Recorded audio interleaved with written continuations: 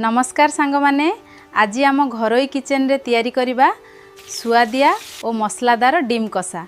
चलंतु देखिबा केमती तैयारी होउची। देखंतु मसलादार और सुआदिया डिम कषा प्रस्तुत। गरम भात सहित खाइबा को बहुत मजा।